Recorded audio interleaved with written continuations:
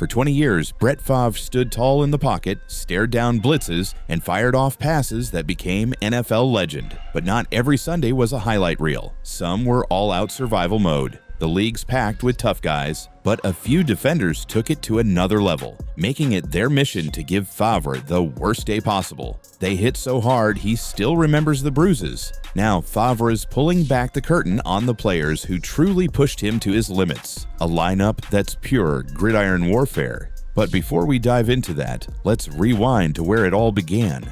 Brett Lorenzo Favre entered the world on October 10, 1969, in Gulfport, Mississippi, and grew up in the small town of Kiln. His parents, Irvin and Benita, were both teachers, and Brett was one of 3 children. Full of restless energy, he was the kind of kid who needed a constant outlet. At Hancock North Central High School, Favre split his time between baseball and football, excelling in both. He earned 5 varsity letters in baseball and played under his father, Irvin, on the football team.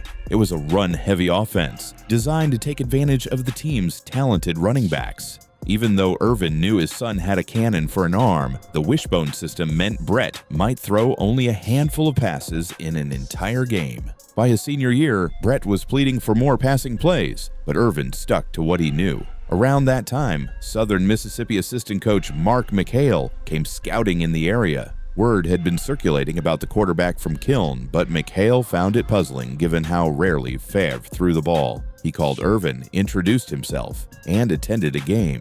Just as expected, Brett barely passed, leaving McHale underwhelmed. But before the coach could drive away, Favre approached him directly, asking him to return the next week. McHale, impressed by the young quarterback's boldness, agreed. At that next game, he watched Favre during warm-ups and was stunned. Deep throws with perfect arc and velocity, the kind of passes that seemed to hum through the air. Yet once again, Brett was limited to just 5 passes in the game.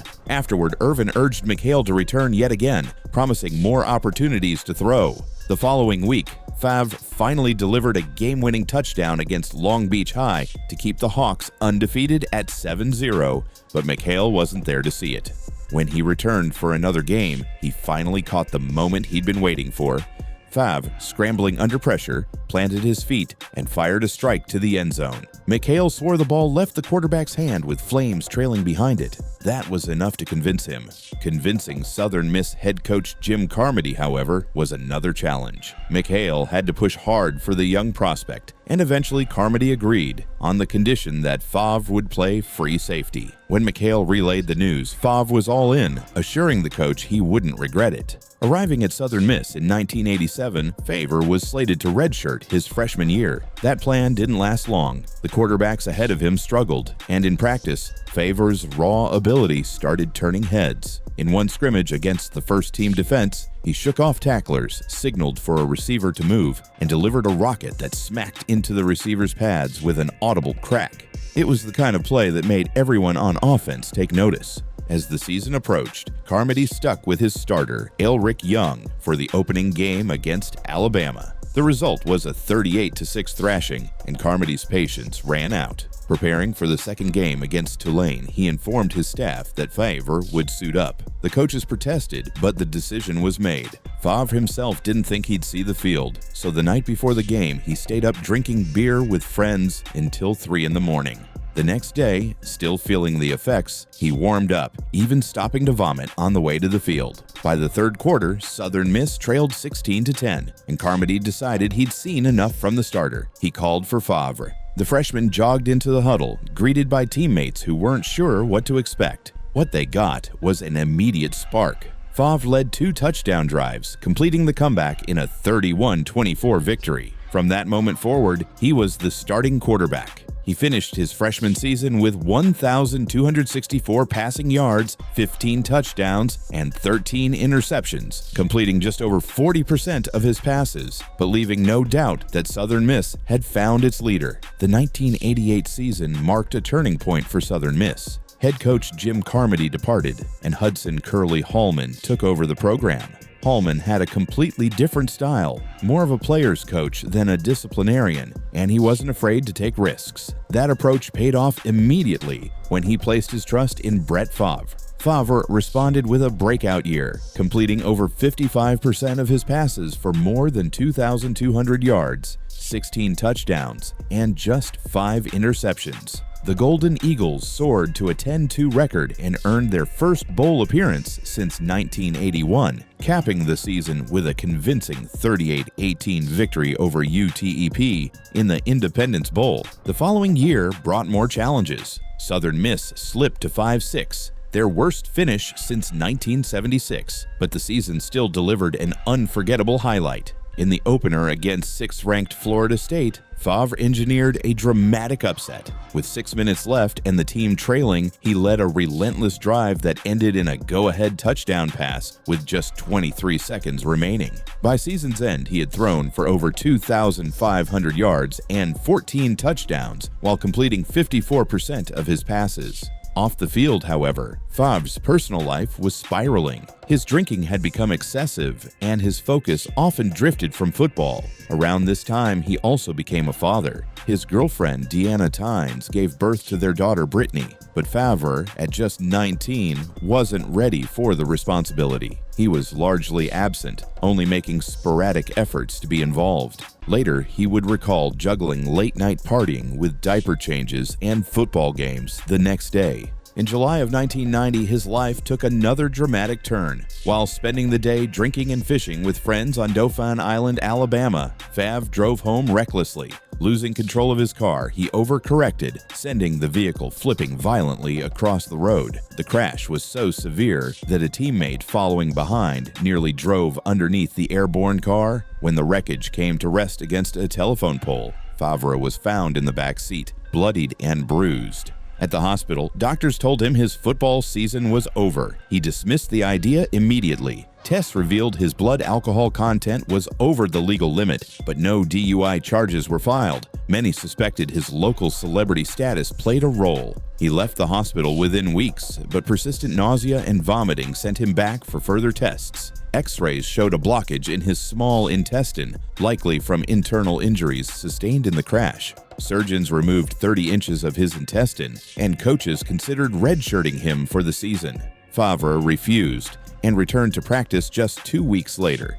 He sat out the first game of 1990, but was back under center for the second game against Alabama. Though rusty early, he kept the game close and led a late drive that set up kicker Jim Taylor's career-long 52-yard field goal, sealing a stunning 27-24 upset. The Golden Eagles finished the season 8-4, with Favre throwing for 1,572 yards and 7 touchdowns. His college career ended in the All-American Bowl against North Carolina State, where a last-second fumble dashed any hopes of a final win. In January 1991, Favre played in the Senior Bowl, but struggled, completing only 7 passes for 62 yards. His performance raised doubts among scouts, particularly outside the South, where his reputation was strongest. He redeemed himself at the East-West Shrine Game, playing well enough to earn co-MVP honors. One man who never wavered in his belief was NFL executive Ron Wolf, then scouting for the Jets. Wolf had rated Favre as the best player in the 1991 draft, but his team never selected him.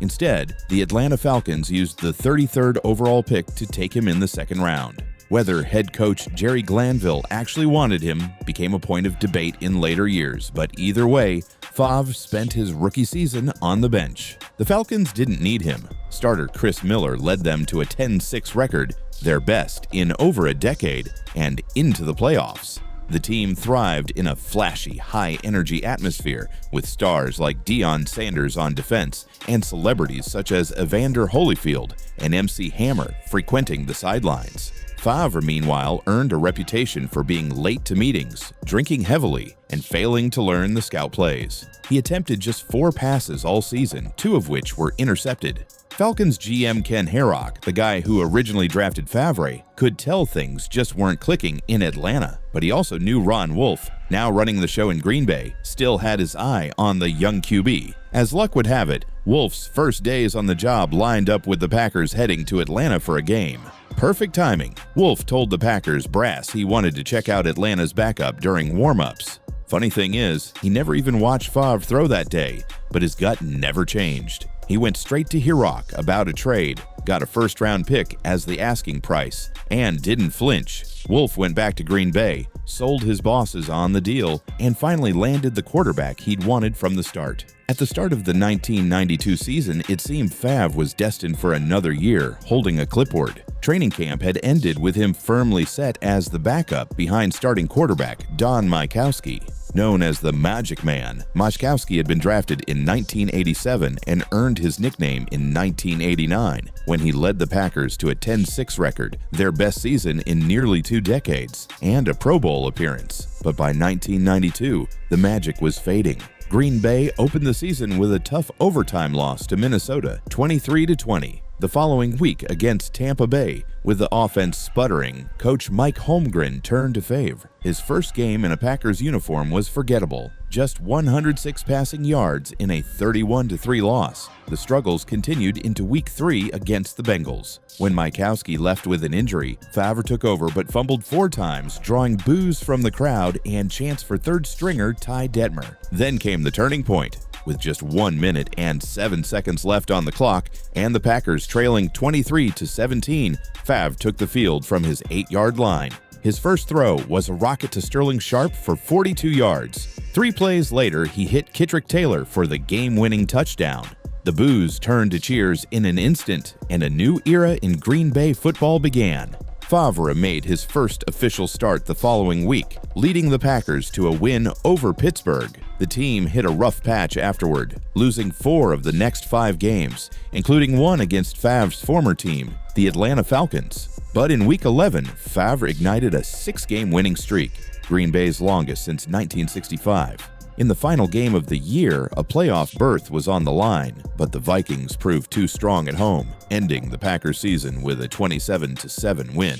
Despite the setback, Favre's debut year was a breakout. 3,227 yards, 18 touchdowns, 13 interceptions, and an 85.3 passer rating. Good enough for his first Pro Bowl selection. Then came 1995, the year Favre ascended into the NFL's elite. He shredded defenses for 4,413 yards, 38 touchdowns, and just 13 interceptions, posting a 99.5 passer rating. The Packers finished 11-5, their best record since 1966, and advanced to the NFC Championship with wins over the Falcons and 49ers. Once again, Dallas stood in the way, ending Green Bay's season in a 38-27 loss. Favre's dominance earned him the NFL MVP, Offensive Player of the Year, a first-team All-Pro nod, and another Pro Bowl selection. By then, Favre had started every game since Week 4 of 1992, earning a reputation as one of football's true Iron Men.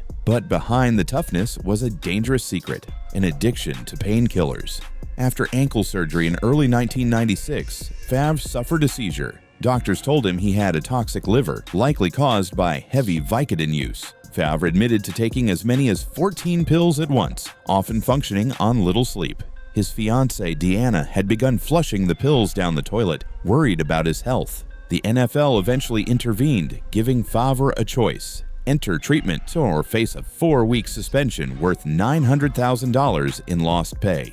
On Holmgren's advice, he chose rehab, publicly announcing his decision before rumors could spread. 46 days later, he left the Kansas clinic, soon proposed to Deanna, and got married that summer. The 1996 season was straight out of a fairy tale. Green Bay went 13-3, their best record since 1962, and Brett Favre was on fire, throwing for 3,899 yards, 39 touchdowns, and just 13 picks. In the playoffs, the Packers steamrolled the 49ers and Panthers to punch their ticket to the Super Bowl. And in New Orleans, just a short drive from Favre's hometown, he wasted no time, launching a 54-yard bomb to Andre Rison on the opening drive, later hitting Antonio Freeman for 81 yards, and even running one in himself from 12 yards out. The Packers beat the Patriots 35-21, and Favre locked up his second straight MVP in style. In 1997, the Packers replicated their 13-3 record.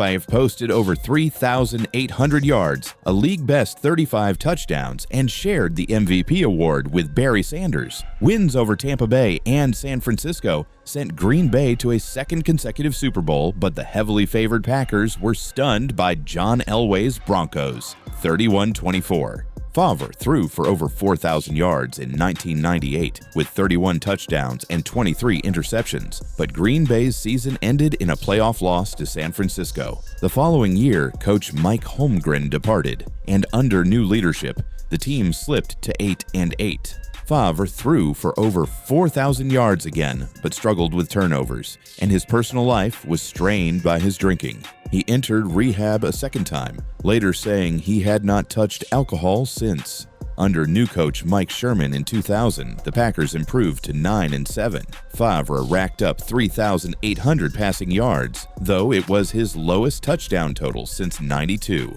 Things picked up in 2001 and 2002 with back-to-back 12-4 seasons, but the playoff runs didn't last long. Then came 2003, a year marked by heartbreak. Favre's father passed away from a heart attack the day before a Monday night game in Oakland. Playing through the grief, Favre delivered one of the most unforgettable performances of his career. 399 yards, 4 touchdowns, and even a standing ovation from the opposing crowd in a 41-7 win. The Packers went 10-6, won a wild-card thriller against Seattle, and fell in overtime to Philadelphia in the divisional round, with Favre finishing the year at over 3,300 yards and leading the league with 32 touchdowns. In 2004, Brett Favre passed for more than 4,000 yards, leading the Green Bay Packers to a 10-6 record and their 4th straight playoff appearance. Hopes for a deep postseason run ended quickly when division rival Minnesota Vikings beat them 31-17 in the wildcard round. At that point, Favre was in his 14th NFL season, and whispers of retirement began circulating. The Packers, perhaps sensing the end could be near, made a bold move in the 2005 NFL Draft, selecting quarterback Aaron Rodgers out of Cal with the 24th overall pick. The choice didn't sit well with Favre, and reports suggested his relationship with Rodgers was chilly. Still, Favre kept his starting role and his Iron Man streak of never missing a game since becoming Green Bay's starter in his second season. With Rodgers waiting in the wings, there was even more reason for Favre to stay on the field. The seasons that followed tested both Favre and the team. In 2005, the Packers stumbled to a 4-12 record, then finished 8-8 in 2000-2006. Despite the struggles, Favre still threw for over 3,800 yards each year. By 2007, the Packers loaded up Brett Favre with talent, and he delivered one of his best seasons: 4,155 yards, 28 touchdowns, and 15 picks. Along the way, he shattered records, passing John Elway for most career wins, breaking Dan Marino's all-time touchdown mark, and becoming just the 3rd quarterback to beat all 31 other NFL teams. Green Bay rolled to a 13-3 record and snagged the number 2 playoff seed. After a bye week, they crushed the Seattle Seahawks 42-20, setting up an NFC Championship clash with the New York Giants. It was a brutal, freezing contest, highlighted by Favre's 90-yard touchdown pass to Donald Driver, still the longest postseason touchdown in Packers history. The game went to overtime, and with Green Bay winning the coin toss, fans could taste the Super Bowl. But on second down, Favre's pass was intercepted by Corey Webster, setting up the Giants' game-winning field goal. In March 2008, Favre announced his retirement. He admitted he could still play, but lacked the desire without the promise of another Super Bowl run. Yet less than 3 months later, he contacted the Packers about returning. By then, the team was ready to hand the reins to Rodgers. The standoff escalated when Favre showed up to training camp. After a meeting with team officials, he agreed to move on. Plans to retire his number at the 2008 opener were scrapped, and Green Bay worked out a trade. Brett Favre was shipped off to the New York Jets for a conditional draft pick. At first, it looked like a win. The Jets came out hot at 8-3, but then the wheels fell off and they limped to a 9-7 finish, missing the playoffs. To make matters worse, that season ended with Favre caught up in controversy over reports of inappropriate voicemails and alleged explicit messages to Jets game day host Jen Sturger. The NFL investigated, eventually fining Favre $50,000 for failing to cooperate fully. though it concluded there wasn't sufficient evidence to prove he sent the alleged photos. Critics saw the fine as little more than a token penalty. Sturger later clarified she had never met Favre in person and was painted unfairly by the media, which all but destroyed her career. Two Jets massage therapists later accused Favre of sexual harassment in a separate lawsuit, claiming their jobs were taken away after refusing his advances. By early 2009, Favre hinted to the Jets that they should move on at quarterback. He officially retired again in February, and the Jets released him in April, freeing him to sign anywhere if he chose to return.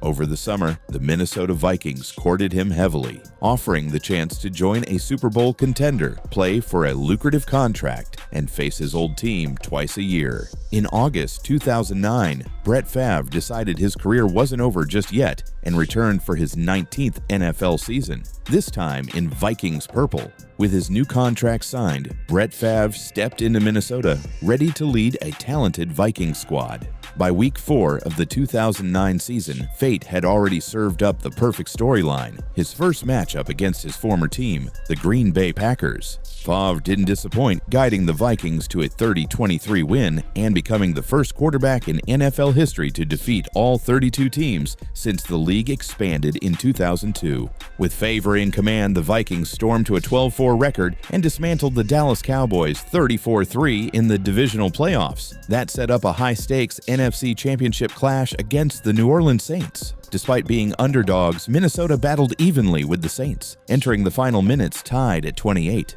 The Vikings drove to the Saints' 33-yard line, but 2 runs were stuffed for no gain. A timeout was called only for disaster to strike. Minnesota was flagged for having 12 men in the huddle, pushing them back to the 38th. Facing 3rd and long, the Vikings turned to the air. Rolling to his right, Favre tried to thread a pass across his body to Sidney Rice. Saints cornerback Tracy Porter intercepted it, a moment eerily reminiscent of Favre's costly throw in the 2007 NFC Championship with Green Bay. The Saints won the coin toss in overtime, marched downfield, and ended the game with Garrett Hartley's 40-yard field goal. The loss stung deeply for Favre, who admitted to teammates that the throw had been a costly mistake. When the offseason arrived, retirement talks swirled once again. Many teammates urged Favre to return, but questions about his durability and the team's struggling offensive line lingered. At 41, his mobility was limited, and there was a growing sense that a more agile quarterback like Tarvaris Jackson might be a better fit. While the locker room still valued Favre's leadership, the constant uncertainty surrounding his future had worn thin. Favre eventually returned for the 2010 season and still managed to hit historic milestones. Against the Jets, he became the first quarterback to throw 500 touchdowns and surpass 70,000 career passing yards. Later, in a November game against the Cardinals, he posted a career-high 446 passing yards in an overtime win. But the physical toll of 2 decades in the NFL was undeniable. Against Buffalo, an injury forced him to miss his first game in 297 consecutive starts, a streak that had spanned 19 seasons. He returned briefly in Week 15 against the Bears, only to suffer a concussion that ended both his season and career. Minnesota limped to a 6-10 finish, and when it was over, Favre made it official. He filed his retirement papers with the NFL in January 2011, closing the book on one of the most remarkable careers in football history. Toughest opponent faced. The rivalry between the Minnesota Vikings and the Green Bay Packers has always been one of the fiercest in the NFL. But within that battle, there was another showdown: John Randle versus Brett Favre. For 11 seasons, Randle made it his personal mission to make life miserable for Favre every time the two faced off in the old NFC Central. The Hall of Fame defensive tackle's greatest game came in 1996 against Green Bay, when he delivered 3.5 sacks, forced 2 fumbles, and helped lift Minnesota to a 30-21 victory. Over his career, no quarterback was on the receiving end of more Randle sacks than Favre, with a total of 10.5. Favre himself once admitted that on artificial turf, Randle was nearly impossible to stop. Randall didn't just embrace the rivalry on the field, he carried it off the field as well. In the late 1990s, he starred in a memorable commercial that perfectly captured his larger-than-life personality. It opened with Randall in a fabric store, ordering material to create a miniature Brett Favre jersey. The jersey was then placed on a live chicken, which Randall gleefully chased around a coop. Favre once joked that he knew exactly what that chicken felt like. The ad ended with Randall grilling the chicken, a scene that stirred up plenty of criticism from animal rights activists. As time went on, the battles between Randall and Favre came to an end. Randall eventually left for Seattle and retired 3 years later. Favre initially retired after the 2007 season, returned to play for the New York Jets, retired again, and then shocked the football world by signing with the Vikings, the very team that had once been one of his biggest rivals. For Randall, seeing Favre in a Vikings uniform took some getting used to. Still, he acknowledged Favre's impact, noting that the veteran quarterback had brought the same winning mentality to Minnesota that he once displayed in Green Bay. In Randall's eyes, that competitive fire had never changed.